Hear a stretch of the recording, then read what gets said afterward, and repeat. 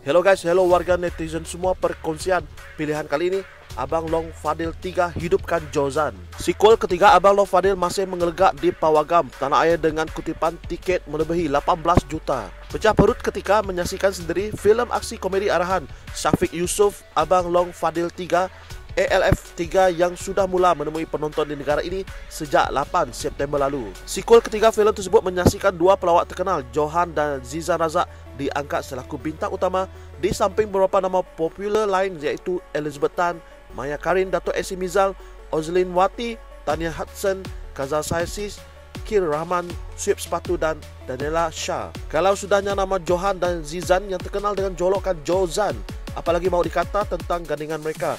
Tak kering gusi jawabnya ketika menonton filem ini.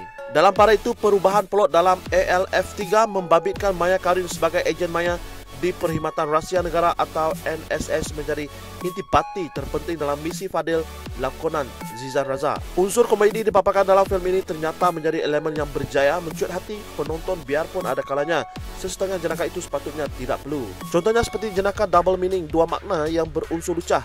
Kalau tidak ditulis dalam skrip, sedikit pun tidak mencatatkan perjalanan cerita.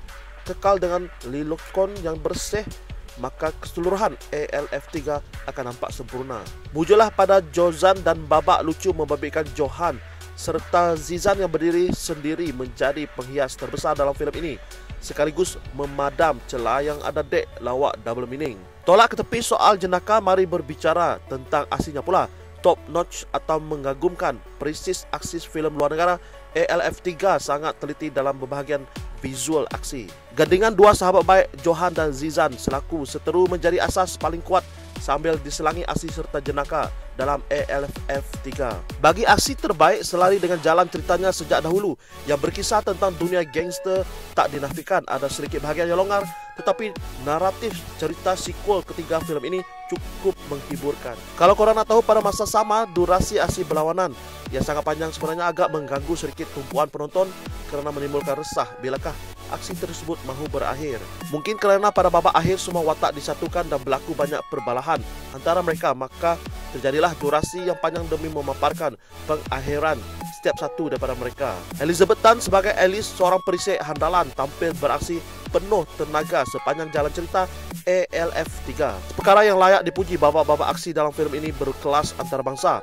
Pergerakan yang tajam, lincah dan bertenaga dilakukan sendiri sesetengah pelakon filem ini. Kehadiran Elizabeth atau Lizzie dan Maya serta Daniela, tiga wanita cantik yang melengkapkan babak aksi, turut memberi nilai tambah buat ALF 3. Peranan wanita dalam filem ini turut diangkat selari dengan watak lelaki dan bukan sekadar tempelan atau menjual muka cantik semata-mata. Selebihnya, tonton sendiri filem arahan Syafiq ini untuk mendapatkan kepuasan sebenar menyaksikan sebuah nafkah syarat aksi dan lelucon. Pertempuran antara polis, gangster dan juga ejen perisikan di NSS yang digambarkan dalam ALF 3 divisualkan dengan baik.